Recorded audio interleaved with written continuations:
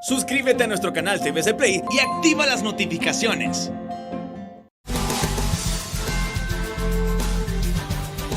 ...30-30, Edgardo Melgar en vivo comienza ya. Saludos amigos de 30-30, qué bueno que están con nosotros. Gracias por su amable, gentil sintonía esta noche. Tenemos un programa sumamente especial. Hoy 20 de febrero, un programa sumamente especial.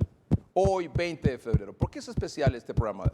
Porque el 18 de febrero, este programa cumplió 26 años. Así como lo aparece ahí en ese rótulo en la esquina inferior derecha de sus pantallas. El 18 de febrero de 1996, este programa salió al aire. Y de ahí, de manera ininterrumpida, todos los domingos a las 8 de la noche, usted tiene, ya es un hábito, su compromiso con 30-30, el foro de entrevistas y debates más importante en Honduras. Yo estoy muy, pero muy agradecido. En primer lugar, con la empresa que nos ha aguantado tanto por estos años, por los invitados que acceden a venir aquí al programa y son al final quienes hacen el programa, en efecto.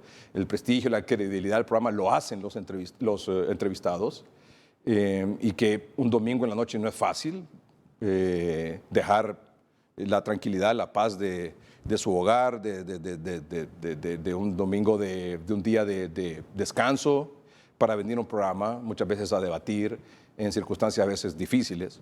Pero estoy sumamente agradecido por eso y también, por supuesto, a todos y todas nuestras amables televidentes. Estoy muy, pero muy profundamente agradecido por su amable y gentil sintonía de todos los domingos. Y para esta noche tenemos 3 segmentos. Más adelante, por supuesto, vamos a hablar del tema COVID. Más adelante. Ya está aquí en el estudio el abogado Carlos David Calix Vallecillo, a quien yo lo saludo aquí, abogado. Mucho gusto. Buenas noches, licenciado Edgardo. Gracias por venir, abogado. Un placer. Ya vamos a hablar con el abogado y notario con diploma de especialización en Derecho Constitucional y Ciencias Políticas. Con el abogado Carlos David Calix Vallecillo vamos a hablar sobre el tema de extradición en tan solo unos minutos. Pero antes quiero presentarles a ustedes a mi primer invitado de esta noche. Pero no solo nos honra y es un privilegio para mí presentarles a nuestro primer invitado de esta noche, sino que además fue el primer invitado de 30-30 hace 26 años. Yo tenía 27 años y él tenía unos 35 años. Abogado Edmundo Orellana, buenas noches. Un gran placer, Edgardo, comparecer, haber sobrevivido todos estos años para poder estar aquí con usted. Después de que fui su primer invitado, recuerdo cuando fui electo fiscal general de la República y que usted tuvo la fineza de invitarme. Y usted, la cortesía y la amabilidad de aceptar la invitación. Recuerdo que usted estaba en Tela impartiendo un seminario, entiendo, con todo el equipo ahí del Ministerio Público en ese entonces. Estamos hablando de 1996. El abogado Edmundo Orellana fue el primer fiscal general de la República. Y eran días complicados. Y él tuvo a bien venirse de ese seminario que estaba impartiendo allá en Tela con todo su equipo de trabajo en el Ministerio Público y dijo, vamos a ir a 30-30. Y fue el primer programa. Repito, yo tenía 27 años, el abogado tenía 35, ¿verdad? Más o menos. Casi. Un poco más. Bueno, un poquito, unos 37. Muy bien. Pero este programa ha durado tanto por la calidad de su conducción, Edgardo. Y los invitados nos sentimos honrados de ser invitados por usted. Por supuesto. Si no fuéramos. Pero es su calidad humana, su calidad profesional. Eso es lo que atrae en su programa. Muchas gracias, doctor. ¿Y qué les parece si nos vemos hace 27 años, un minutito, aunque sea? ¿Qué les parece? ¿Nos vemos? ¿Nos vemos? Claro, hay que recordarnos. Vamos.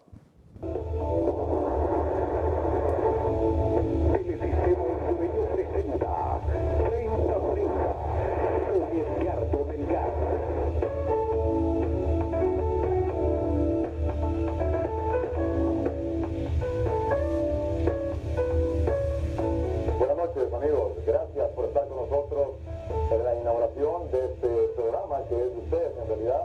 30-30, Edgardo Melgar en vivo. Estamos completamente en vivo a través de Canal 3 en Tegucigalpa y 7 para la zona norte del país con la ciudad principal, por supuesto, San Pedro Sula. Les damos las gracias por acompañarnos en esta ocasión y estamos seguros que este programa de 1 hora de duración, pero que se divide en 2 temas totalmente diferentes de 30 minutos de duración cada uno, va a ser de su agrado y nos va a merecer su atención durante estos próximos minutos. Recuerde que en este programa usted puede llamar y participar haciendo sus breves comentarios y sus preguntas directas con solo marcar el 32 70 74. Sin más preámbulo, iniciamos esta noche 30-30 Edgardo Melgar en vivo. Para eso quiero agradecer de antemano la presencia de nuestro primer invitado, nada más y nada menos el abogado Edmundo Orellana, fiscal general de la República. Abogado, gracias por aceptar nuestra invitación y estar en la inauguración del programa de hoy. No, gracias a ustedes, me siento muy honrado que me haya seleccionado para participar precisamente en la apertura del programa, que seguramente será un éxito. Usted es un periodista reconocido, de mucho profesionalismo y seguramente será un triunfo más en su carrera. Muchas gracias por sus palabras, abogado. ¿Qué le parece, abogado Edmundo Orellana? Ajá. Mire que nos dio suerte su participación. Mire, gracias, abogado. No, gracias a usted por haberme incorporado a la historia, a salir en el primer programa. Así es. De su importante presentación de 30 y 30. Sí. Y el abogado dijo una palabra clave. Hemos sobrevivido, dijo el abogado Edmundo Orellana, y tiene muchas razones para decirlo. Primero, pues 26 años es mucho tiempo, se dice fácil, pero es mucho, mucho tiempo. Y además de eso, el abogado Edmundo Orellana recientemente estuvo con COVID. Yo les he dicho que más temprano que tarde, todos eventualmente vamos a pasar por eso. Esta nueva variante Omicron es sumamente fácil de transmitir de una persona a otra. Uno nunca se da cuenta ni cuándo, ni dónde, ni cómo, pero se transmite a la velocidad de un rayo. Y eventualmente, vacunados y no vacunados, nos vamos a contagiar. Y todo va a depender de si estamos... ¿Qué es lo que va a pasar? Va a pasar bien o mal, de acuerdo si usted tiene las 3 dosis, no tiene ninguna dosis, 1 o 2 dosis. Y luego buscar la atención médica rápido y comenzar rápido el tratamiento también. Y si usted tiene 3 dosis y hace eso, reacciona rápido, pues le va a ir bien. Y al abogado Edmundo Orellana le fue muy bien, damos gracias a Dios por eso, él se ha recuperado, le bromeaba hace unos minutos que se mira más bien más rejuvenecido. Yo quisiera brevemente, abogado Edmundo Orellana, si me lo permite, sé que es un asunto muy personal, que usted pudiera compartir con nuestros amables televidentes su experiencia. Por supuesto, creo que es importante decirle a todos los que nos están escuchando que yo tenía las 3 vacunas y me cuidé. Me confiné, estaba confinado y cuidándome, pero un descuido de una reunión familiar, ahí fui contagiado. Y no obstante esas 3 vacunas, estuve muy mal, realmente muy mal. Y afortunadamente tuvimos la presencia de un gran médico. Fíjese, Edgardo, que hoy hay 2 tipos de médicos. Hay un médico que ve al enfermo como cliente, y hay un médico que ve al enfermo como paciente. Ahí me tocó un médico que me vio como paciente. No me conocía, simplemente dijo que era necesaria su presencia, incluso me atendió en mi casa, porque yo no estaba dispuesto a ir a ningún hospital. Ya sabe lo que es ir a un hospital, ¿no?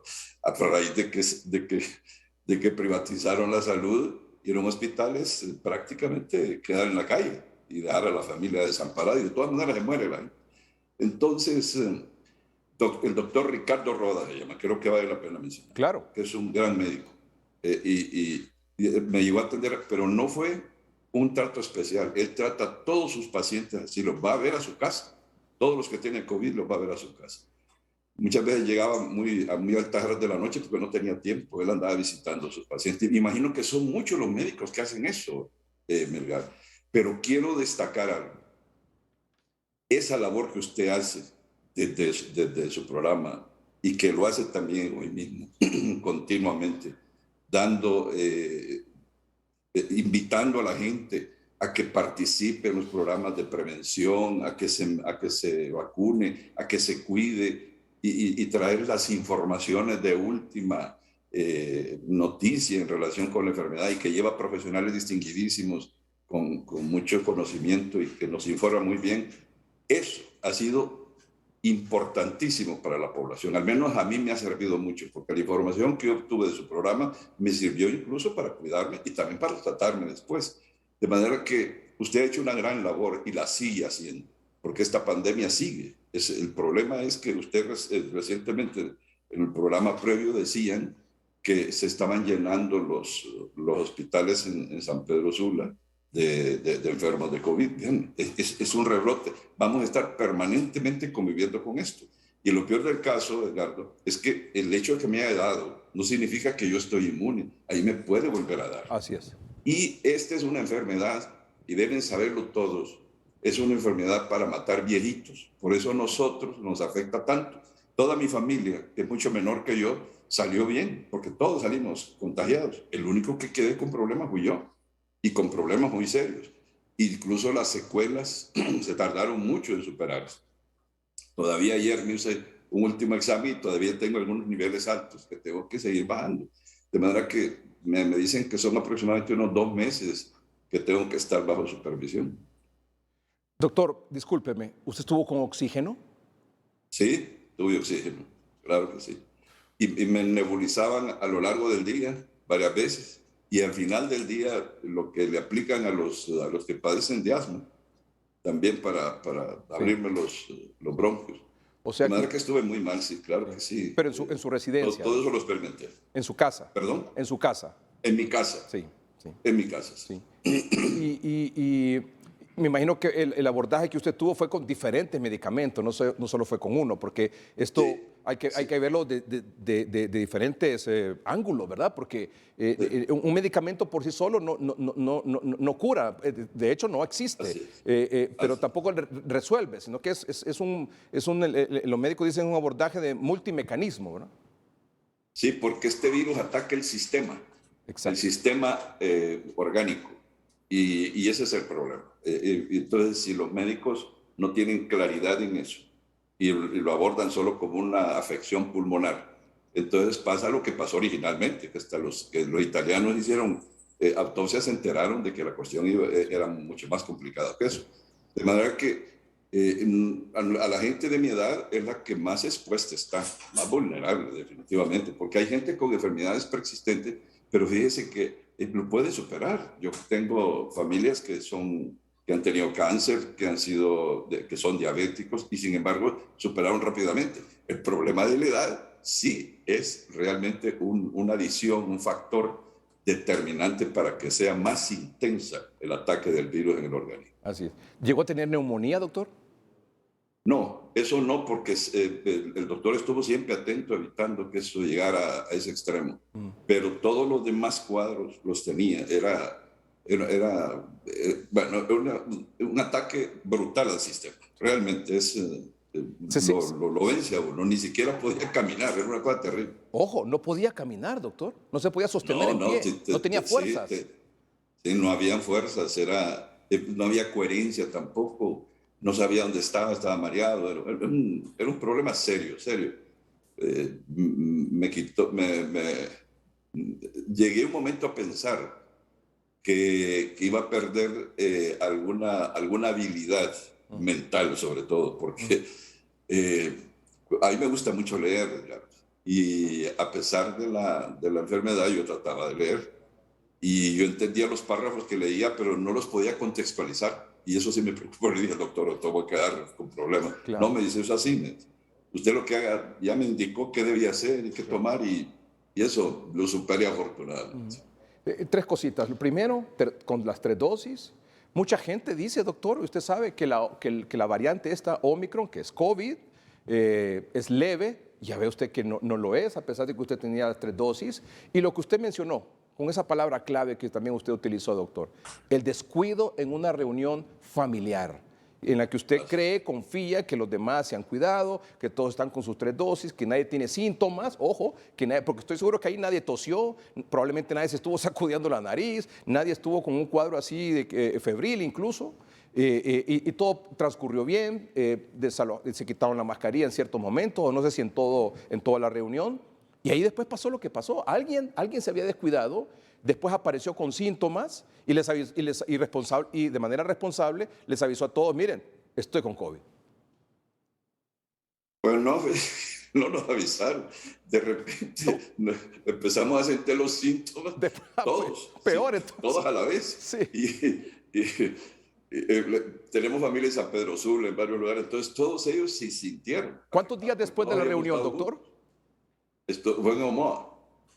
Estuvimos en alquilamos un lugar que solo nosotros estábamos, de manera que el que nos contaminó es alguien de la familia, indudablemente. Sí. ¿Y cuántos días después comenzaron con los síntomas? Se comenzaron a presentar los primeros síntomas. Yo como unos 3 días después comencé a sentir que tos, mucosidad, empecé a sentir debilidad. Al día siguiente, ya como al cuarto día, ya la cosa se convirtió en algo serio. Ya yo sentí que realmente estaba afectado. Sí. Pero no sabía qué era. Ese es el problema. Que como no sabía qué era, yo no estaba enterado. La familia además no estaba conmigo, estaba afuera. Y cuando ellas se enteran que tienen COVID, entonces me llaman y me dicen que yo también tengo entonces. Y en efecto, yo decidí, bueno, les digo, decido quedarme aquí. Si ustedes van a repasar, ustedes me sacaron ahora, pero lo que van a sacar es un muerto de aquí.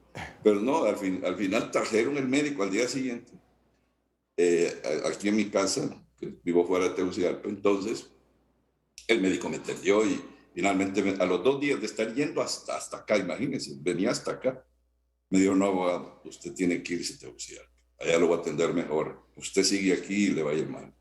Entonces me tuve que ir, pero iba muy mal, muy mal. Y claro que nosotros los viejitos somos más tercos, ¿verdad? Ya cuando nos da algo así, dicen, no, yo ya, si ya me fui, ya viví suficiente. Sí. De manera, Sí. ¿para qué andar peleando contra los muertos? A mí me pasa con mis papás, doctor, que yo quisiera ponerles un candado, pero por fuera del portón, para que no salgan. Y eso sí ya están vacunados, ¿verdad? Pero imagínense antes que mire, que lo llamo, ¿y dónde están? No, es que oigo bulla ahí, no, aquí estamos, sí, pero ¿a dónde? Pero es que comienza el tartamudeo, ¿verdad? Que uno nos sorprende que andan en la calle, ¿verdad? Y cuando Claro, no viene el ni centro siquiera, no, es comercial, que venimos a la farmacia. ¿Y qué andan yendo a la farmacia? Yo puedo ir a comprar a la farmacia. No, que el otro día, que andamos comprando pan dulce. No, es que tiene que andamos, siempre hay una excusa, doctor, siempre hay una excusa. Sí, cierto. Y el COVID, la pandemia sigue vigente, el COVID existe hoy, va a existir mañana, no sé cuándo vamos a terminar con este asunto. Y el COVID mata, doctor, Claro. El COVID mata, desgraciadamente, pero Claro. así es. Sobre todo si usted no tiene las 3 dosis y si usted no reacciona rápidamente cuando se contagia, ¿no? Definitivamente, Edgardo, definitivamente. Yo comparto lo que usted dice en sus programas. Hay que ser lo más precavido posible. Así Y hay que estárselo diciendo a diario, así como usted hace. Sí. No cansa que usted lo esté diciendo, porque lo está diciendo con gente que está acompañado, con gente que entiende, que incluso nos invita a extranjeros que son autoridades científicas de Estados Unidos, Argentina, bien, ¿de dónde lo ha traído usted? Para que nos informen y nos digan. Ese es un esfuerzo adicional de alguien que tiene un compromiso con su población, con su sociedad, para evitar que hayan más muertos. Así es, así es. Porque hemos tenido un sistema de salud en el pasado que se descuidó, un sistema de salud que se entregó a la empresa privada, un sistema de salud que fue saqueado, el Seguro Social fue saqueado el Ministerio de Salud y el Instituto Hondureño de Seguridad Social. Todo eso ha repercutido, es parte de la gran crisis que hay en el país y la gran cantidad de muertos, no solamente es por la pandemia, es por el hecho de que estas instituciones no fueron capaces de atender debidamente porque las habían saqueado. Así es, señor. Así es, doctor. Así es. Doctor, no sabe cuánto nos alegramos que se haya recuperado. ¿Usted y su familia están bien? Todos estamos bien, gracias, Edgardo. Todos, afortunadamente. Gracias. ¿Cuándo se incorpora ya a sus funciones como ministro? Déjeme decirlo, si estoy bien o me corrige. Ministro asesor en transparencia y lucha contra la corrupción. ¿Así es, señor? Así es, así es. ¿Cuándo se incorpora? Pues mire, estoy en esta semana, yo voy a estar ya definitivamente. He estado yendo solo a ambientarme para conocer el local, pero a partir de mañana voy a estar definitivamente ya en funciones y bueno, y a imponerme de lo que vamos a hacer, de cómo lo vamos a hacer. y desde luego en el tiempo que tenemos que hacerlo, porque ya no hay tiempo. Este tema de la prevención, porque sobre todo esta es una oficina para prevenir, no para buscar lo que hubo, no, es para prevenir, para evitar que haya cosas irregulares en el manejo de los recursos del Estado, dentro del Poder Ejecutivo, ¿verdad? Y eso es decir que nosotros no tenemos nada que ver con el Poder Judicial ni con el Poder Legislativo, no, es estrictamente dentro de la Administración Central. Y en eso, pues, lo que vamos es trabajar lo más posible, vamos a establecer convenios y vasos comunicantes con organismos como el CNA, por ejemplo, que es tan importante en esta tarea, con el mismo Ministerio Público, particularmente con Luferco, que Luis Javier Santos es un ejemplar modelo de fiscal que tenemos en el país, ¿verdad? Y ojalá que podamos tener apoyos científicos como el invitado que usted tiene ahí, don Carlos David Cáliz, que es uno de los grandes juristas que tiene Honduras y jóvenes, que no es que son una promesa porque ya han hecho cosas, ha sido magistrado en la Corte Suprema de Justicia, está haciendo cosas y es un gran profesional, es una de las personas que yo admiro profundamente. ¿Le puede contestar? Maestro, Claro. Aquí estamos. un placer y un honor saludar al doctor Ángel Mundo Orellana Mercado, nuestro querido maestro, felicitarle y desearle éxitos en estas nuevas y altas responsabilidades y nos congratulamos, nos alegra que sea recuperado en su salud para iniciar ya con nuevo brío, ¿verdad? Esa tarea, ¿verdad?, que tiene por delante. Un placer y un honor, querido maestro. Gracias, Carlos David, es usted muy amable, muy gentil por sus deseos. Y claro, este es más que un privilegio, es una responsabilidad. Es una responsabilidad porque ya al final de mi vida, en el crepúsculo de mi existencia, se me da la oportunidad de participar en una actividad muy similar a la que participé cuando era fiscal, nada más que con otros matices y con otra perspectiva. Sobre todo porque entiendo que voy a participar activamente en el diseño y en las negociaciones y en la implementación de la CICI, que es tan importante para el país, y que seguramente voy a tener el apoyo de la señora presidenta. Que una de las cuestiones que me animó a aceptar Edgardo y Carlos David y el pueblo hondureño que nos escucha, es porque yo conozco a la presidenta y sé que es una persona coherente en sus ideas, es una persona decidida, es una persona firme, que lo ha demostrado en este poco tiempo que ha fungido como presidenta, pero sobre todo que tiene un compromiso con el país, está decidida a llevar a cabo lo que se ha propuesto. Lo demostró con el cumplimiento del convenio, del compromiso que había hecho en el Congreso Nacional. Arriesgó todo por cumplir con un convenio en donde había comprometido su honor y su palabra.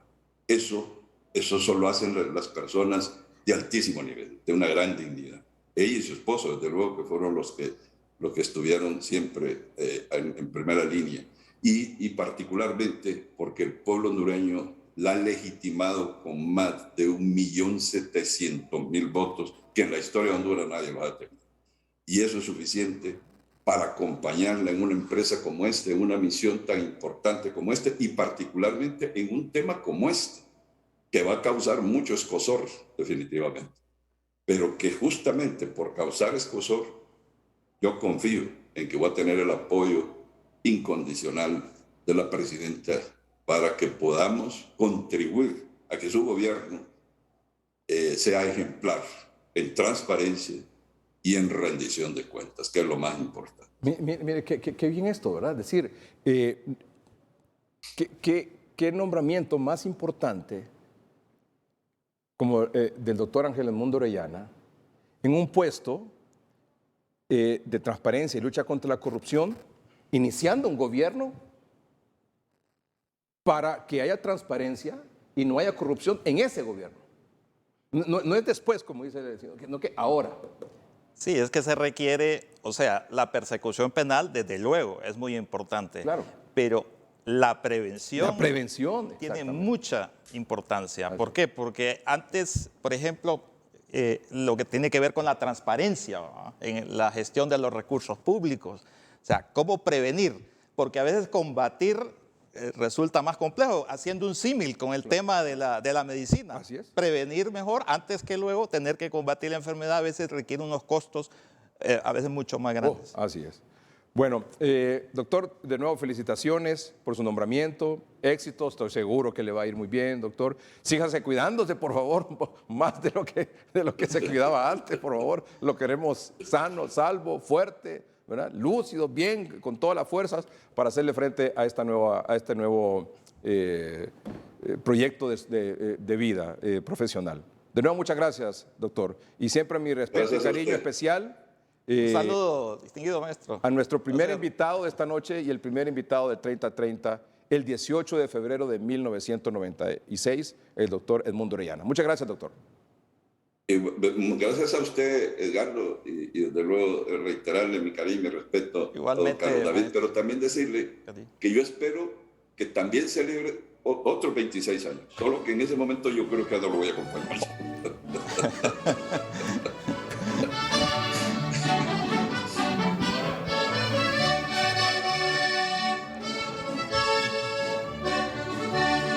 Caramba, qué bien. Celebrando en grande, ¿eh? Felicidades, felicidades, felicidades en este día. Que tengas dicha toda la vida. Venimos todos junto a ti para desearte lo mejor, para cantarte esta canción y estrecharte con calor. Recibe felicitación en esta ofrenda musical que lleva todo el corazón en un cantar. Felicidades en este día. Que tengas dicha toda la vida.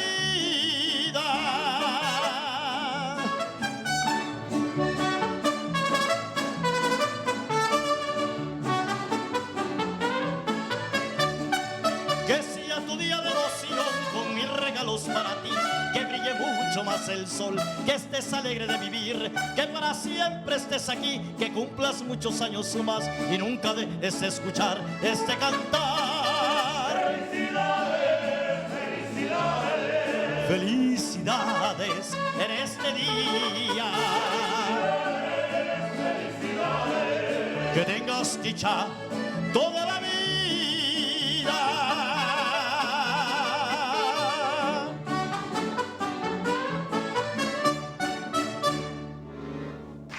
Muy bien. Canto al saber que hoy es día de tu santo. Dios te guarde 1000 años, mi bien.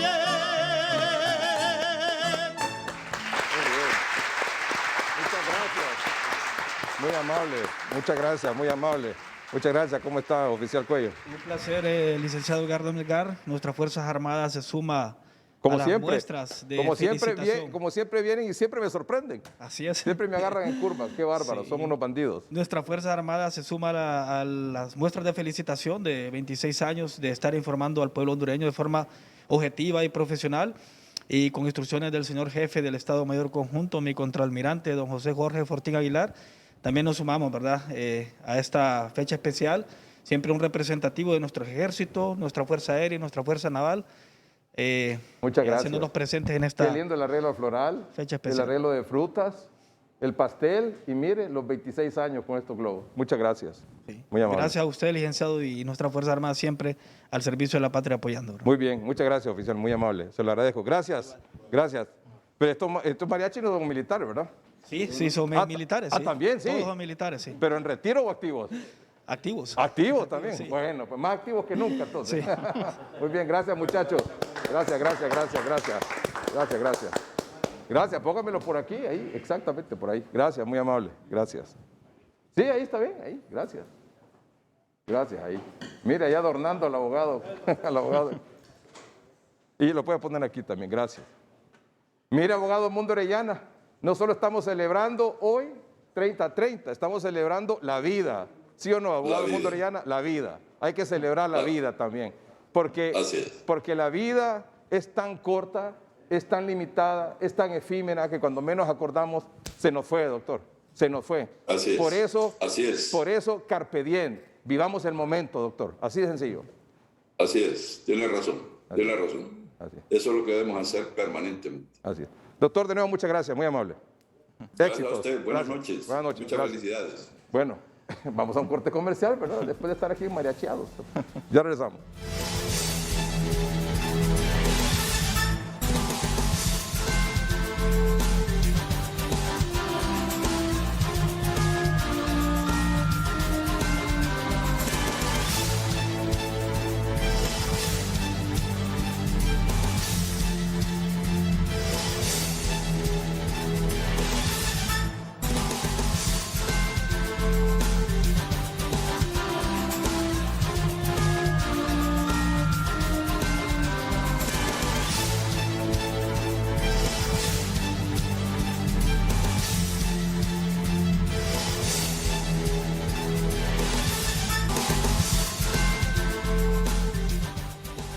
Esta noche nos acompaña, como le habíamos anunciado aquí, el abogado Carlos David Calix Vallecillo. Con él vamos a abordar el tema de la extradición.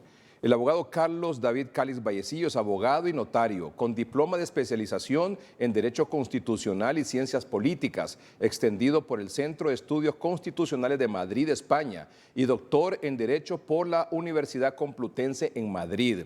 Es autor del libro El blanqueo de capitales en el Código Penal Español, coautor de los libros Temas de Derecho Penal, libro homenaje a José María Palacio Mejía, y Blanqueo de capitales, fuente de dinero negro, panorama jurídico iberoamericano, temas constitucionales. Ha publicado artículos en revistas jurídicas especializadas de Honduras, Brasil, México y España. Se ha desempeñado en diversos cargos como funcionario judicial de carrera, iniciando en el cargo de archivero y concluyendo como magistrado de la Sala de lo Penal de la Corte Suprema de Justicia. También se ha desempeñado como asesor jurídico y coordinador de la Escuela de Formación del Ministerio Público Orlan Arturo Chávez y ha ejercido como docente en programas de grado y posgrado en la Universidad Nacional Autónoma de Honduras, Universidad Tecnológica de Honduras y Universidad Sergio Arboleda de Colombia.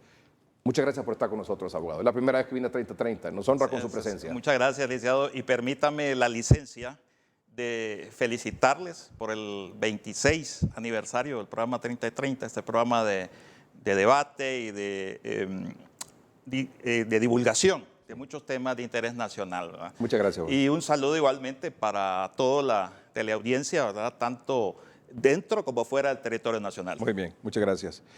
Bueno, aquí tengo el tratado de extradición entre la República de Honduras y Estados Unidos. O sea, quien va a hablar hoy sobre este tema es una autoridad para hablar sobre eso.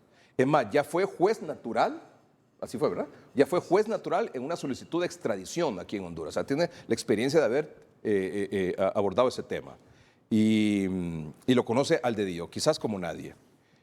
Y el Tratado de Extradición de la República de Honduras y Estados Unidos es del 15 de enero de 1909. Y luego hay una convención adicional que fue de febrero 21 de 1927. Aquí están ambos, ¿verdad? Este es el primero, este es el segundo, 1909 y 1927. Ah, muy bien, ahí está en pantalla, mejor todavía. La primera pregunta, abogado. Cuando un país, en este caso Estados Unidos, que ha solicitado 32 extradiciones de hondureños hacia Estados Unidos, cuando un país como Estados Unidos solicita la extradición, generalmente en estos casos por narcotráfico y otros delitos, nosotros aquí en Honduras hemos llegado a pensar, a creer, que si están siendo solicitados allá es porque aquí también cometieron ese mismo delito y que aquí ni el Ministerio Público ni el Poder Judicial hicieron su trabajo y que por lo tanto el sistema aquí fracasó. ¿Esa es una correcta conclusión? Bien, la extradición en realidad, o las solicitudes de extradición, ya sea de Estados Unidos o de otros países, pues responden, hay que enfocarlo a una realidad, y es que ciertos delitos tienen un carácter transnacional, es decir, se realizan en diferentes territorios. El cultivo de coca puede realizarse en la selva de Ecuador, ser transportada hasta Colombia para procesarlo como cocaína y luego trasladada a un país centroamericano como Honduras, Guatemala, El Salvador, transitar hasta México y llegar esa droga para su distribución dentro de los Estados Unidos. Entonces, existen ciertos delitos propios de la criminalidad transnacional en que el mecanismo de la extradición resulta muy útil y muy importante en el combate de estos delitos. Sin duda que en los sistemas judiciales, el sistema de justicia penal requiere fortalecimiento. Eso yo creo que hay un consenso, ¿verdad? Pero el mecanismo de la extradición no necesariamente implica un fracaso, sino que es un mecanismo, repito, de cooperación de carácter internacional que muchos países del mundo pues lo tienen hoy en día. Abogado, este tratado de extradición entre Honduras y Estados Unidos establece 21 delitos por los cuales una persona puede ser solicitada en extradición. Y uno de esos delitos, que es en el convenio de 1927, no en el original de 1909, es el que se refiere a delitos contra las leyes para la supresión del tráfico de productos narcóticos. Eso es narcotráfico. Así es. Recordemos que este tratado, la Convención Adicional de 1927, quizás utilice una terminología que ya no es tan usual hoy en día, pero se refiere a delitos relacionados con el tráfico de drogas, que en aquel tiempo no tenía la dimensión de hoy en día. Sin embargo, para aclararle al auditorio, existen otros convenios posteriores, la Convención de Viena de 1988 y la Convención de Palermo. En estas convenciones, muchos estados del mundo se comprometieron de que delitos comprendidos en estas convenciones, incluyendo el tráfico de drogas, el lavado de activos, entre otros, se incorporan a los tratados bilaterales o multilaterales de extradición ya existentes. Ahí incluye entonces exactamente el narcotráfico y lavado de activos. Exactamente. En esa época... Porque el lavado de activos no está aquí. Exactamente. Muchos se preguntarán, ¿cómo es que se le ha dado trámite a solicitud de extradición por lavado de activos cuando en el convenio no aparece? No aparece dentro de los 22 delitos por los cuales una persona puede ser extraditada de Honduras a Estados Unidos, no aparece el lavado de activos. Así es.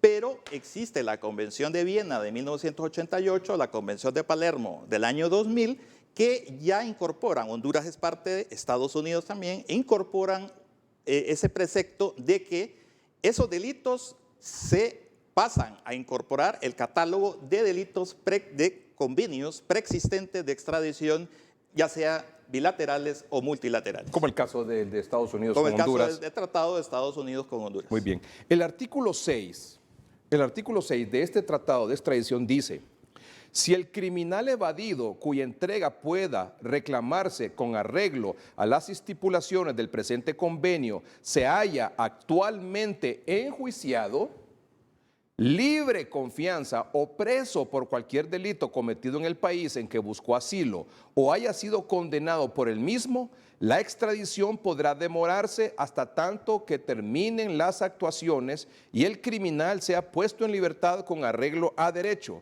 Es decir, cuando se habla de que esté actualmente enjuiciado, significa que tenga un proceso en curso, que haya tenido un requerimiento fiscal, o sea, que haya sido acusado en los tribunales de justicia y que entonces, por ese delito que ha sido procesado tenga juicio. Así es decir, cuando el tratado bilateral entre Honduras y Estados Unidos se refiere a enjuiciado, hace alusión a que previamente se ha ejercido la acción penal, en este caso, si son delitos de carácter público, por el Ministerio Público. Entonces, para considerarse enjuiciado, tiene que ser el proceso penal radicado ante el juez o tribunal competente. El diccionario panhispánico jurídico, que es un diccionario de la Real Academia Española, habla de enjuiciado. Enjuiciado se refiere, dice, a persona sometido a proceso penal previa interposición de la acción penal del Ministerio Público. O sea, es ilustrativo de este concepto y es el concepto que hasta ahora se ha manejado en los diferentes casos de extradición en Honduras en que se aplica esta figura, el artículo 6, que se le llama la extradición aplazada o diferida. Aplazada o diferida. Así Esto es. significa que una persona que tenga un proceso en los tribunales de justicia, producto de un requerimiento fiscal o una acusación en los tribunales, no puede, y es solicitada en extradición, no puede ser extraditado. No puede ser extraditada hasta que esta persona, dice el convenio de extradición, haya sido puesta en libertad. Sí. Es decir, haya cesado ese proceso, ya sea porque ha sido condenado, ha cumplido la condena o porque ha resultado absuelto. Veamos dos casos con respecto a este tema. El caso de don Jaime Rosenthal, por ejemplo. Él fue solicitado en extradición, pero no fue extraditado porque tenía una acusación aquí, no sé por qué delito, pero no fue extraditado. Y después él falleció. Así es, el ciudadano Jaime Rosenthal Oliva, que en paz descanse, efectivamente al momento que se solicitó la extradición tenía pendiente 2 causas penales radicadas ante órganos jurisdiccionales de la República, y en el ínterin se dio la circunstancia de que no se falleció estando en curso estos procesos penales. Por esa razón no se otorgó la extradición en aquel momento cuando fue solicitada por los Estados Unidos de América. En el caso que don Jaime Rosenthal no hubiese tenido un proceso judicial en marcha, no hubiese tenido una acusación por X o Y delito, ¿se pudo haber extraditado? Pudo haber sido o no, ¿verdad? Porque requería un examen detenido de esa solicitud una vez que se recobrase la libertad, en caso hipotético que así hubiera sido. Entonces, pero no fue el caso, sino que o habiéndose presentado la solicitud de extradición, no se concedió efectivamente porque estaban pendientes estos procesos. Porque aquí impera el principio de que la jurisdicción del Estado requerido, que en este caso es en Honduras, prevalece. Primero, solventar los procesos penales existentes en el país requerido, en este caso Honduras, para luego ya sí dar la posibilidad de la extradición. Por ejemplo, el exalcalde Arnaldo Urbina, que fue solicitado en extradición, pero aquí fue acusado, no sé. Tengo entendido, por lo que he leído, ¿no? Claro. De que efectivamente el caso del exalcalde de esa ciudad, de Lloro, tengo entendido, no se procede a la ejecución de la extradición en tanto que no culminen los procesos pendientes. No le puedo aseverar si hay condenas firmes, pero si lo hubieren en un caso de una persona solicitada en extradición hasta que cumpla la condena. Cabe esa posibilidad de la extradición. O sea que en el dado caso se cumple la condena y después Así es, el se tema puede proceder a la se extradición. puede proceder a la extradición. Así es.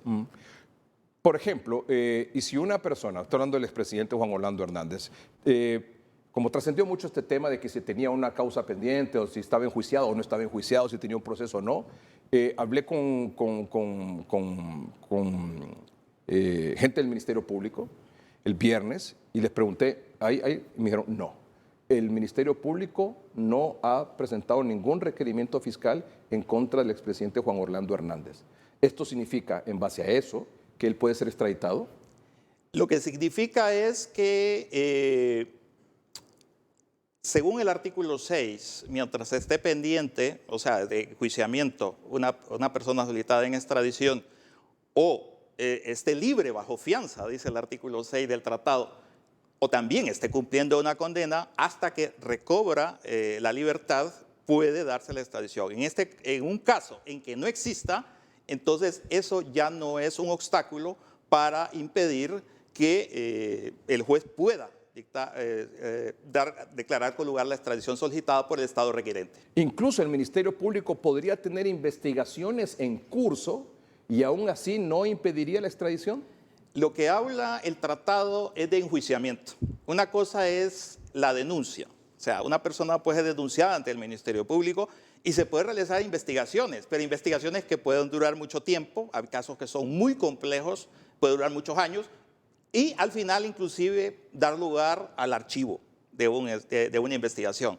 Entonces, el tratado lo que establece como un obstáculo para declarar o acceder a la extradición por parte del Estado requerido es un enjuiciamiento. De no haberlo, entonces no se presenta como un obstáculo para que el juez decida otorgar la extradición. ¿Ha ocurrido o puede ocurrir que se presente una solicitud de extradición Y mientras ese proceso está en curso, de repente se presenta un requerimiento fiscal contra el solicitado en extradición por otros delitos cometidos aquí en Honduras. Hasta esta fecha realmente no conozco un caso en el que se haya alegado esa circunstancia posterior o sobreviniente. En el dado caso que ocurriera, ¿qué es lo que se privilegia?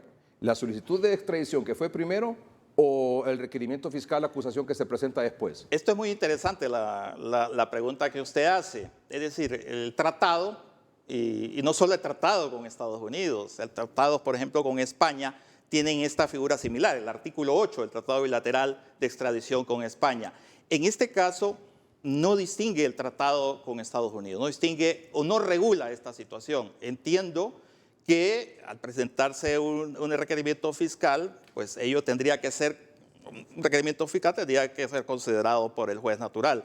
Pero es algo que, sinceramente se lo digo, no conozco ningún precedente anterior que en el ínterin se haya presentado un requerimiento de esta naturaleza. ¿Y en ese caso podría ser ese sí un obstáculo para la extradición? Podría serlo, Sí. podría serlo. Sí. Mire cómo cambian las cosas, ¿verdad? Hace 20 días, 30 días, yo vi comunicados y declaraciones de mucha gente diciéndole al Ministerio Público que por qué no acusaba al expresidente Hernández, que por qué no lo acusaba de esto, de aquí, de esto y de lo demás.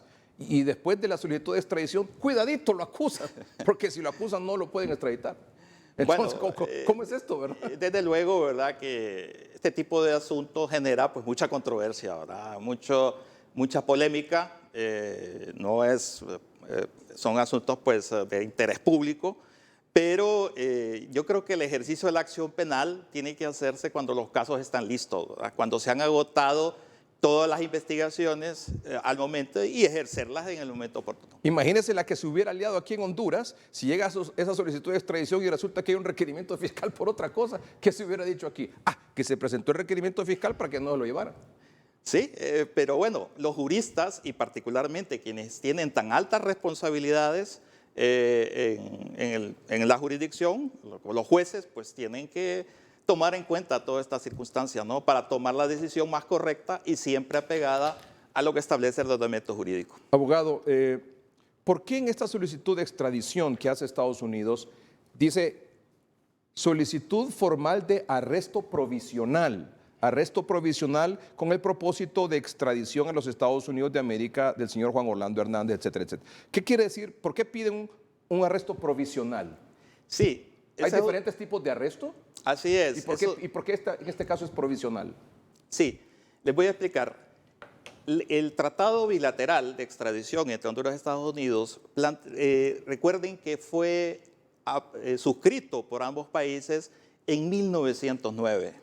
En 1909, cuando el desarrollo de las comunicaciones, pues no presenta el que tiene hoy en día, ¿no? Que hoy nos podemos comunicar en Japón o China, en las antípodas de Honduras, en segundos y de manera simultánea. Entonces, ¿qué sucede? Se establece un arresto provisional en tanto se formaliza la petición de extradición. El tratado habla de comunicaciones telegráficas, sí. O sea, mediante telegrama se podía pedir el arresto provisional y en aquel tiempo, no es como hoy que tenemos una comunicación extraordinaria, podía tardar acreditar ciertos elementos de investigación o indiciarios que sostenían esa acusación en el país requirente, en este caso los Estados Unidos. Por eso se establece ese plazo.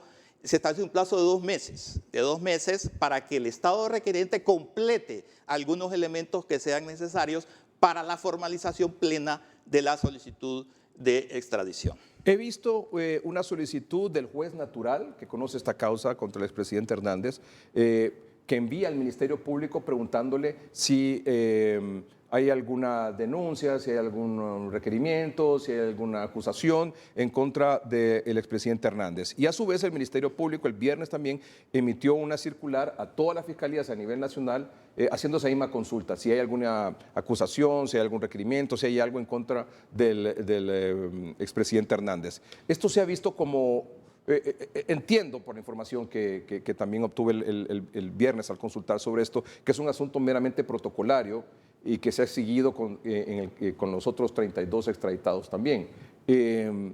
Pero también hay otra versión que dice, ¿será que están preparando alguna cosa para evitar la extradición?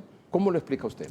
Bien, entiendo que las solicitudes van dirigidas a requerir información al Ministerio Público por una cuestión que es fundamental, y es que al Ministerio Público le corresponde, según el ordenamiento jurídico hondureño, el ejercicio de la acción penal. Entonces, es lógico que también se le requiere información. No conozco, obviamente, las interioridades ya del expediente mismo, pero también se ha pedido en otros expedientes en el pasado a los mismos tribunales de justicia pedirles información si existen o no procesos pendientes. ¿Por qué? Porque precisamente este es uno de los obstáculos que el artículo 6 del tratado establece para no conceder la extradición, sino que para hacerla bajo la figura, la eventual de la extradición diferida o aplazada. Aunque el mismo juez natural, que es magistrado de la Corte Suprema de Justicia, puede hablarle ahí en los mismos tribunales, no sé, y decir, bueno, y usted y yo aquí públicamente nadie conoce que haya alguna acusación o algún requerimiento fiscal contra el expresidente Hernández.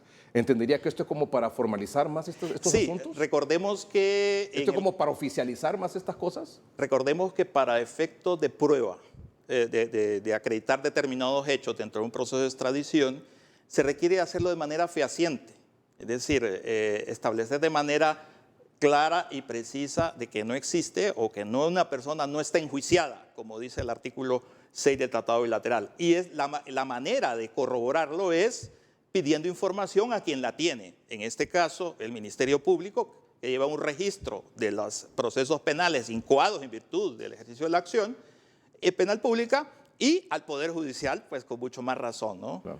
La información que yo tengo y que puedo compartir con usted, no sé si usted sabe eso o no, pero es que el Ministerio Público va a contestar esto, me imagino que esta misma semana, porque hay un plazo, creo que 48 horas que el mismo Ministerio Público dio a las distintas oficinas a nivel nacional, en el que va a decir que probablemente hayan investigaciones por diferentes cosas, como por el tema de los hospitales móviles, qué sé yo, cualquier otra situación, pero que no se ha presentado ningún requerimiento fiscal. O sea, que en este caso no habría obstáculo para una solicitud. Es decir, el Ministerio Público, repito, hay que distinguir entre lo que es la denuncia, que da inicio, en virtud de la denuncia, a una investigación, y lo que es el enjuiciamiento de una persona. Es decir, ya el enjuiciamiento implica requerimiento fiscal. Así es, ante un órgano jurisdiccional. Y como usted dijo, las investigaciones pueden estar ahí y pueden durar mucho tiempo. Pueden durar mucho tiempo, pueden lograr ser exitosas o al final pues determinarse que no hay responsabilidad o no existen elementos para sostener una acusación. Pero el tratado no dice que si hay una investigación o no, el tratado habla de enjuiciamiento, libre confianza o preso. Así es, pero enjuiciamiento, una persona simplemente denunciada no puede decir que está enjuiciada, o sea, por más que se le busque otra interpretación, tiene que estar radicado el proceso penal ante órgano jurisdiccional competente. Abogado, ¿quién decide la extradición? La extradición la decide en primera instancia un juez natural, y contra la decisión que otorga la extradición cabe recurso de apelación ante el Pleno de la Corte Suprema de Justicia, ¿verdad? Con exclusión natural con exclusión del juez de primera instancia. ¿En todas las 32 extradiciones anteriores se presenta siempre ese recurso? ¿Los defensores presentan ese recurso? En algunos de ellos sí. En otros inclusive han accedido de manera expedita, porque es un derecho que tiene el extraditurus o el extraditable, o la persona solicitada en extradición, de acelerar el procedimiento, y no se ha interpuesto el recurso. ¿Qué va a pasar en este caso del expresidente Hernández, en su opinión? Bueno, no me atrevo a hacer ningún vaticinio, porque es algo que será decisión pues del juez natural y eventualmente será del Corte Suprema de Justicia en pleno. Pero creo que bajo los conceptos emitidos en su opinión, es decir, por usted, abogado, y lo que hemos visto de este tratado, pareciera que esa solicitud de extradición no tiene obstáculo. Es decir, mire, las posibilidades de que prospere una extradición pues son altas, ¿no? Atendiendo a la estadística. Pues son altas. Recordemos que en un tema de extradición lo que se refiere son mínimos elementos que se mencionan en la solicitud de extradición, y que esos hechos sean delictivos en ambos países, ¿no? Hablamos del principio de la incriminación. salvo que existan obstáculos, el mismo tratado lo dice. Imaginémonos que haya prescrito un delito del cual se le acusa a una persona solicitada en extradición, se puede alegar y eso da lugar a que no se conceda por algunos delitos, en cambio puede ser por otros, pero eso ya depende de cada caso en particular. El 16 de marzo es la segunda audiencia, es donde las partes presentan la defensa, su versión y la parte acusatoria, los delitos, ¿así es? Esto es muy importante y muy interesante también. Efectivamente, existe una audiencia de pruebas, habla el auto acordado. El auto acordado ante ausencia de una ley de extradición, que es me parece a mí que es una necesidad en nuestro ordenamiento jurídico. La ley de extradición. Así es. Muy bien. Entonces, existe un auto acordado y establece que luego de la primera audiencia en que se le dan a conocer los cargos formulados a la persona solicitada en extradición, se celebra una segunda en la cual se propondrán las pruebas, ¿no?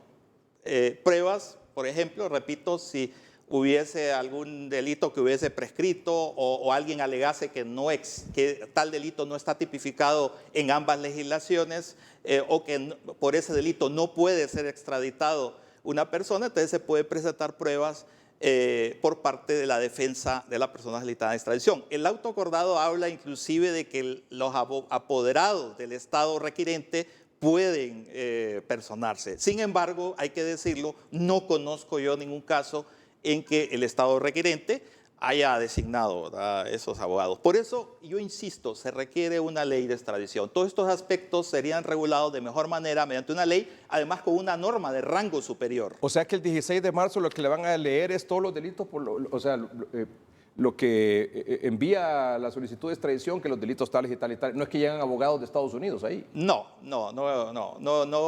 El auto acordado permite que el Estado requirente pueda acreditar, pero en la práctica eso no, hasta lo que yo sé, nunca ha sucedido. O sea que solo se le leen los documentos que... En la primera audiencia, recordemos, la primera audiencia es para darle a conocer los cargos que existen contra la persona solicitada en extradición, y en la segunda para las pruebas en las cuales la defensa de la persona solicitada en extradición para oponerse a la misma. ¿no? Perdón, entonces ya me aclaró. Es para que la defensa presente... Pruebas oponiéndose al proceso de extradición. ¿Y eso es una sola sesión, una sola reunión o puede ser varios días? Sí, el auto acordado habla de una audiencia, pero admite la posibilidad, hay casos que serán más complejos que otros, ¿no? Habrá casos que un día, pero casos si tienen cierta complejidad pueden señalarse más sesiones, es decir, más sesiones dentro de lo que es la audiencia probatoria. Y el proceso entre que se solicita la extradición, se detiene a la persona solicitada en extradición y se extradita, ¿cuánto tiempo más o menos es promedio? Hay que tomar en cuenta que hay casos, muchos de estos casos interpuesto una apelación. Tengo entendido puede ser unos 3, 4 meses.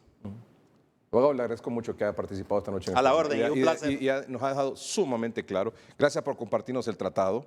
Que tiene un adicional, ¿verdad? El adicional es de 1927, que es el que incluye el delito de narcotráfico. Los 21 delitos anteriores no incluyen narcotráfico, tienen hasta trata de blanca, ¿verdad? Es decir, este tratado incluye delitos, por ejemplo, la bigamia, sí, la bigamia, delito de incendio, falsificación de moneda, pero recordemos que incendio, bigamia, violación, comercio carnal con menores de 12 años. Así es. O sea, son un montón de delitos. Pero recordemos que la Constitución dice que solo cabe delitos de terrorismo, tráfico de estupefacientes y luego también lo que son delitos relacionados con el crimen organizado. Si no reúnen estas características... Ahí está el lavado de activos.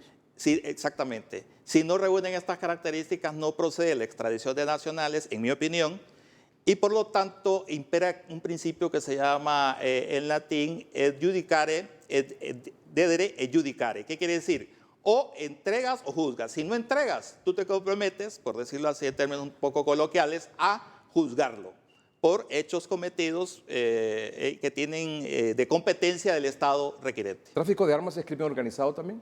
Se considera el tráfico de armas un delito relacionado con el crimen organizado, desde luego. Es el abogado Carlos David Calix Vallecillo. Es abogado, tiene una especialización en Derecho Constitucional y en Ciencias Políticas, extendido por el Centro de Estudios Constitucionales de Madrid, España, y doctor en Derecho por la Universidad Complutense en Madrid. Abogado y notario. Muchas gracias por haber estado Muchas con nosotros gracias. y dejarnos bien claro este asunto. Un placer. Gracias, abogado. Muy amable. Vamos a un corte comercial, ya volvemos.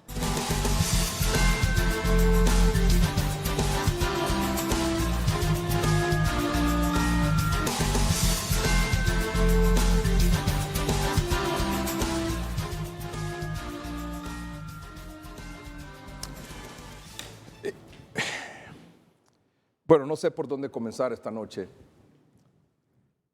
Bienvenido, doctor Omar Videa. Buenas noches. Felicidades. Para que mire que lo cuido. Gracias, doctor. Doctor Miguel Serra Homan, bienvenido. Buenas noches, Ricardo, y felicidades. No me lo había contado, ¿no? Pero felicidades, 26 años.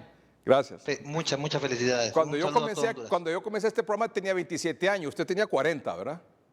El doctor no había nacido todavía, creo yo. Muy bien. Tenía 26 en dólares, ¿verdad?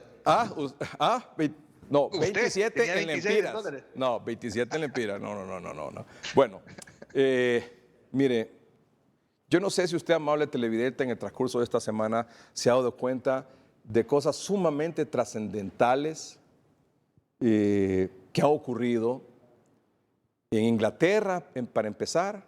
Bueno, primero con la publicación en la Revista Internacional de Epidemiología. O sea, que usted tenga una publicación en una revista internacional de epidemiología de tanto prestigio como esta, que se publicó, por ejemplo, en el 21 de enero de este año, con el título Tratamiento precoz multidrogas del SARS-CoV-2 y la disminución de las tasas de letalidad en Honduras. Ya solo para tener esto, que se publicó en enero, ya esto es otra cosa.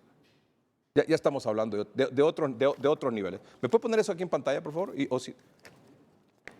Ajá, muy bien. O me lo puede poner aquí, porque este es el otro. Este fue el primero, el del 21 de enero. Póngamelo aquí.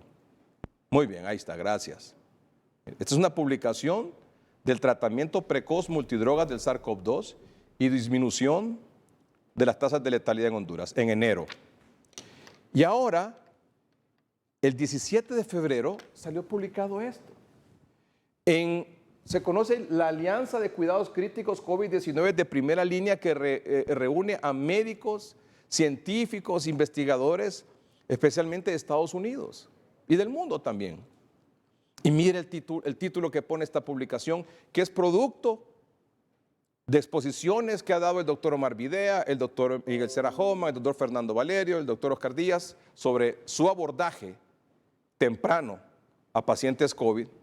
Y mire cómo titulan estos médicos, es palabra de ellos. Muchos expertos sugieren que si Estados Unidos hubiera seguido un curso similar al de Honduras, más de 500,000 de estadounidenses aún estarían vivos. Es una segunda publicación.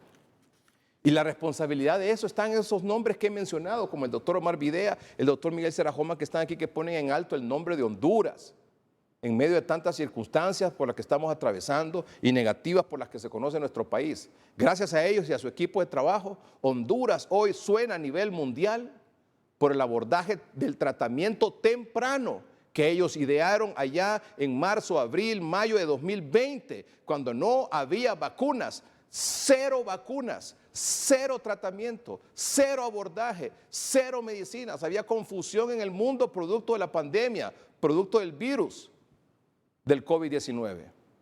Y estos hombres y mujeres que integraron ese equipo se reunieron afanosamente para idear un multimecanismo, no solo un medicamento, sino que varios que permitieran salvar vidas en Honduras.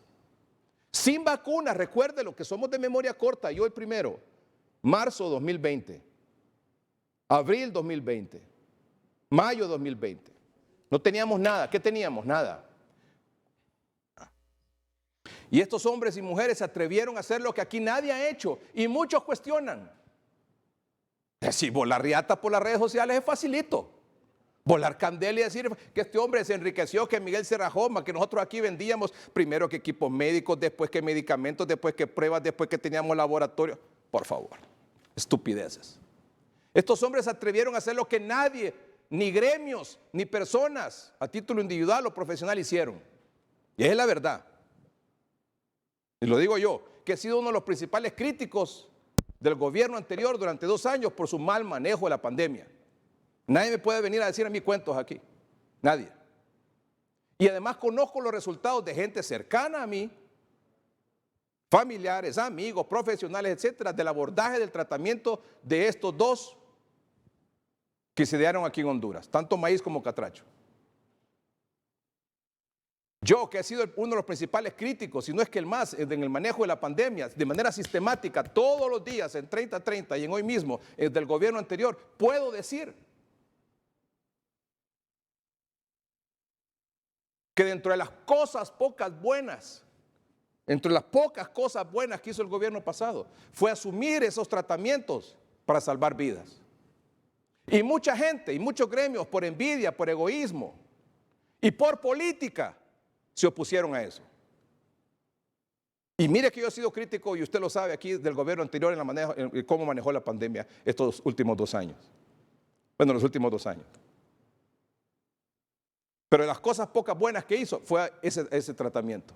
Y permitir, y lo otro que se hizo, permitir que se abrieran los triajes, que aquí se propusieron en marzo, abril.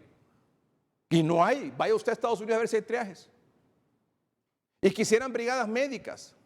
Y que permitieran los laboratorios privados que también hicieran pruebas de antígeno y pruebas PCR. Después dijimos aquí que había que hacer las pruebas de antígeno porque el resultado era más rápido. Recuerde cuando aquí hacían una PCR y el resultado lo daban 45 días después cuando el cliente o el paciente ya se había muerto. Son cosas que usted debe tener en cuenta, que todos debemos tener en cuenta. Y esta gente, a pesar de la lluvia de cuestionamiento que hicieron, que no había estudios, que no había esto, que no había lo otro, salvaron vidas y hoy siguen salvando vidas. Siempre y cuando se haga este abordaje temprano. En esta última publicación, amable televidente, del 17 de febrero de ahorita, en 8 ocasiones, los gringos, estos especialistas, estos supermédicos, científicos, reconocidos a nivel mundial, en 8 veces hablan temprano, tratamiento temprano. Y esta semana el CDC de Atlanta, que está ahí donde están los dioses del Olimpo, ¿sabe qué está diciendo? Busque un tratamiento temprano si su prueba COVID es positiva. ¿Cuál tratamiento temprano? Si en Estados Unidos no hay tratamiento temprano. Allá si usted sale con COVID le dan una acetaminofén y se vaya a su casa. Y cuando ya está con la temblequera aquí por la fiebre o los labios azules, va a buscar un hospital. ¿Cuántos estadounidenses han muerto en esas circunstancias? ¿Cuántos? Esa es la verdad. Esa es la verdad. Y solo médicos que han visto pacientes saben del valor de esto, porque es fácil venir aquí y tirar cieno cuando no se ven pacientes. Pero solo los que están entubando ahí, solo los que están con el paciente en los unidades de cuidados intensivos. Y no solo me refiero a estos médicos, me refiero a sus equipos y me refiero a todos los médicos a nivel nacional en los centros de salud. Me refiero a todos los médicos y enfermeras, auxiliares, profesionales, equipo técnico, hasta las muchachas, las señoras que limpian, que están en los procesos de limpieza e higiene de los hospitales, centros de salud, unidades de cuidados intensivos a nivel nacional. Gracias a ellos. Aquí no tenemos la cantidad de fallecidos que pudimos haber tenido si no se hubiera dispuesto de un tratamiento como este. Esa es la verdad. Y se tenía que decir y hoy se tuvo que decir. Y hoy se dijo. Esa es la verdad. Siempre y cuando el tratamiento sea temprano, le va a dar resultado. Y un multimecanismo, es decir, no es un medicamento. Ahí he visto yo un montón de estudios. Es que tal medicamento no funciona. Pues si es que solo el medicamento no le va a funcionar, si por eso este hombre le puso maíz y el otro le pusieron catracho. Cada letra significa un medicamento. Y en catracho una letra significa 2. Y hay el tiempo para darlo y la forma de darlo. Pero claro, si usted solo le da uno al paciente, ¿quién sabe? Y si se lo da tarde, peor. Vamos a una pausa comercial y yo quiero los comentarios de ellos. Pero yo quería desahogarme y decir estas cosas que yo no había dicho y que por tanto tiempo me he callado. Pero es la verdad. Y al que no le guste, pues bueno, ¿verdad? Pero es la verdad. No hay otra. Ya regresamos.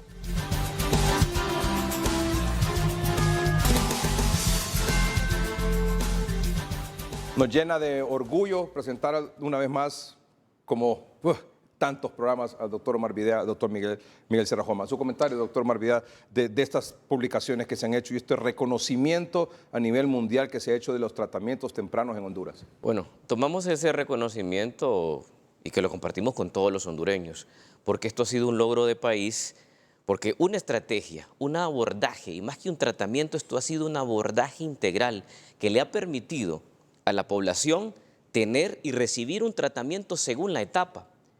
Y ha sido a través del inicio, desde la enfermedad con el tratamiento maíz y sucesivamente según como fuese presentándose, porque no todas las personas se presentan en el primer día, en el segundo día de los síntomas, pero para cada uno de ellos hay una estrategia. Y cuando ya el paciente llega de manera tardía o está dentro de ese porcentaje que se complica, a pesar de los esfuerzos que hay en los tratamientos por sus sistemas inmunológicos, en el hospital estaba Catracho. Y vea que sin conocernos con este grupo inicialmente, tuvimos las primeras pláticas con la plataforma de lucha contra COVID-19, donde tengo que reconocer en esta noche a la doctora Elsa Paló, al doctor Tito Alvarado, al doctor Fausto Muñoz, al doctor Manuel Sierra, a la doctora Jacqueline Alger, que empezamos a reunir y empezar a estudiar las opciones. Y fue eso a finales de marzo, porque a finales de marzo la letalidad había comenzado a ascender. Pasamos de un 4.3% a un 8.9% y en la semana número 6 de COVID-19 en Honduras teníamos 17.2% de tasa de letalidad. La cosa estaba tremenda. Por cada 100 casos, 17 se morían. Esa era la realidad a las 6 semanas. Pues comenzamos a idear y conociendo esto, surgió Maíz como un acrónimo y comenzó a darle respuesta. Y según la etapa, pero hay una etapa hospitalaria. Ahí conocimos del tratamiento Catracho y sirvió esto como un complemento, uno con el otro. Y solo así se pudo descender la tasa de letalidad, porque de nada iba a servir que solo existiera el tratamiento maíz, y los que llegaban tarde, ¿cómo se iba para la letalidad? Se iban a morir. De nada hubiera servido que solo hubiese existido el tratamiento Catracho, porque había que esperar a toda la gente en el hospital, y con menos de 100 camas a nivel de las unidades de cuidados intensivos, con 300, 400 camas para 9 millones de personas, no podíamos jugar a esperarlos en el hospital, pero habían diferentes estrategias y ese abordaje integral, sin duda alguna, ha sido lo que ha descendido la letalidad en Honduras y es evidente porque cuando se instaura el tratamiento, comienza desde el mes de mayo a caer la letalidad a puntos de 4 hasta 2.6% que no se han vuelto a ver en el país. Doctor Miguel Serrajoma. Bueno, para mí pienso que es un logro nacional. El reconocimiento mundial, sobre todo del grupo de cuidados intensivos FLCC, que usted ha tenido algunos al doctor Barón, por ejemplo, que es miembro, lo ha tenido 2 o 3 veces. Y a este grupo se han ido uniendo todos los países, grupos de intensivistas, grupos de médicos internistas, médicos generales. Y bueno, a través de los últimos 2 años nos hemos ido uniendo al punto que ya somos 800,000 médicos. Pero en los últimos 2 meses, a través del doctor Valerio Oscar Díaz, mi persona, el doctor Valerio, la doctora Paloma, Manuel Sierra, hemos estado presentando internacionalmente y salió esta publicación y bueno, y no me lo esperaba, sinceramente, es para mí un orgullo. Me emociono mucho y es para un logro para el país, para todo Honduras, para que sepamos que tenemos materia de exportación, clínicos de primera clase. Y es un éxito para todos, desde la presidenta hasta el último personaje, paciente que hay en Honduras, para los 9.5 millones de hondureños y 1 millón que hay afuera. Es un logro de Honduras, no de nosotros, de todo el país.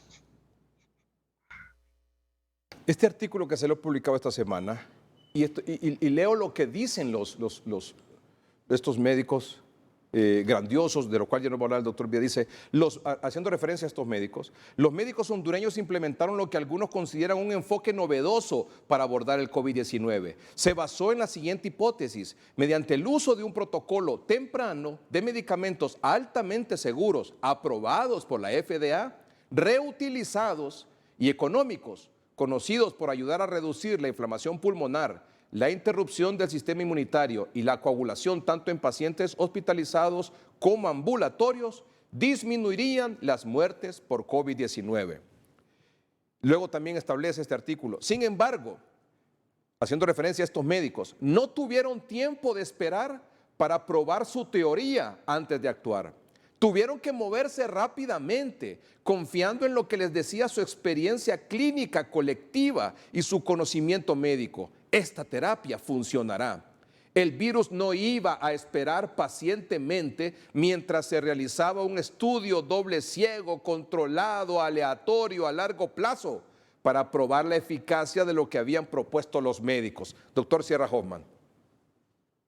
Pues sí, en esencia ellos, la verdad que, como le digo, fue, usted puede entrevistar al doctor Díaz, al doctor Valerio, a mí, al doctor Videa, al doctor Paló por separado, a la doctora Sosa, y nos dábamos cuenta que las recomendaciones internacionales no estaban funcionando y no íbamos a mí se me murieron los primeros 7, al doctor Valerio también, y así, y no íbamos a esperar 6, 7, un año para empezar ¿me entiende? Había que darle respuesta a la gente. Y claro, tuvimos 90 días de ventaja, pero en esos 90 días estudiamos, compartimos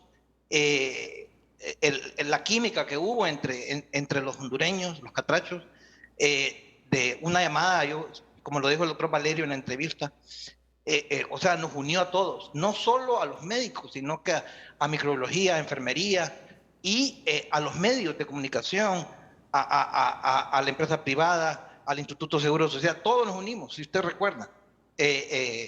Entonces, y creamos a lo que nos parecía a nosotros la mejor evidencia, por la experiencia que teníamos. Y poco a poco, lo que pasó desde el hospital, poco a poco se fue viendo que era mejor empezar temprano, y ahora lo que está de moda, lo que funciona en el mundo, no es esperarlos en el hospital, como es el doctor Videa, sino que empezar temprano, en el día número. Tratamiento temprano es en los primeros 72 horas de síntomas. Y ahora con este virus, más bien en las primeras 24 horas de síntomas. Cualquier cosa que usted haga tarde en la medicina va a tener un resultado inferior a cuando se comienza temprano. Eso es una ley de la medicina, ¿verdad? Y la medicina se prueba a través de estudios, a través de publicaciones. Y los otros médicos tenemos que publicar para probar ciertas cosas. Y bueno, el tiempo pues no se puede publicar de un día para otro, porque viene un proceso difícil de jueces, de pares, y cuando ya está la publicación ya está revisado. Sí. Pero si nos ponemos en el 2020, no había tiempo para eso. Así es lo que ellos establecen aquí. Vamos a un corte comercial y ya regresamos.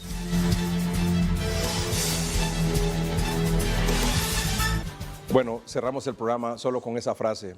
Muchos médicos, líderes en cuidados intensivos e investigadores de COVID-19 ahora estiman que si este país, Estados Unidos, hubiera desarrollado y promovido el tratamiento temprano para COVID-19, más de 500,000 estadounidenses, así es, ¿verdad? Sí. Más de 500,000 estadounidenses todavía estarían vivos, es decir, 500,000 de personas. Cerramos con usted, doctor. Bueno, una evidencia que no nos equivocamos cuando de buena intención buscábamos generar por nuestra formación una opción al país. Levantamos la mano, dijimos presentes, vamos a seguir en esta lucha porque esto aún no se termina, pero diciéndole, Honduras, les dimos respuesta y no solamente Honduras se enteró, sino que todo este movimiento, hoy el mundo se está dando la razón. Doctor Miguel Sierra Hoffman, cerramos con usted. Sí, bueno, volviendo al tema, para mí es un honor, ¿verdad? Como lo dijo el doctor Valerio, lo dijo el doctor Díaz, lo aceptamos humildemente en nombre de todo Honduras. Y yo, en nombre de mi persona específicamente, se lo dedico a la paz, porque no hay medalla más grande en mi vida que lo que ha sucedido en La Paz. Así que todo mi amor, todo mi corazón para el Departamento de La Paz, la Ciudad de La Paz, el Hospital de Roberto Soto Córdoba, porque no hay más prueba que esa. Lo que se hizo en La Paz, lo que hizo usted, lo que hizo toda la comunidad, es una muestra de que cuando Honduras se une, se logran grandes cosas. Muchas gracias, doctor Miguel Sierra Hoffman. Muchas gracias, doctor Omar Videa. Son un orgullo para Honduras, son un orgullo para mí, para este programa, para esta empresa. Nadie como ustedes se ha puesto de frente y nadie como ustedes ha levantado la mano desde hace 2 años de manera permanente para enfrentar esta situación y se han arriesgado como lo han hecho. Hoy el mundo lo reconoce y nosotros aquí en Honduras también. Muchas gracias a mis compañeros de Televicentro y Emisoras Unidas por este hermoso pastel para conmemorar el 26 aniversario de 30-30. Gracias a mis compañeros también y amigos de la Noche del Gol por tenerme paciencia. Gracias. A continuación, la Noche del Gol. Buenas noches y que estén bien.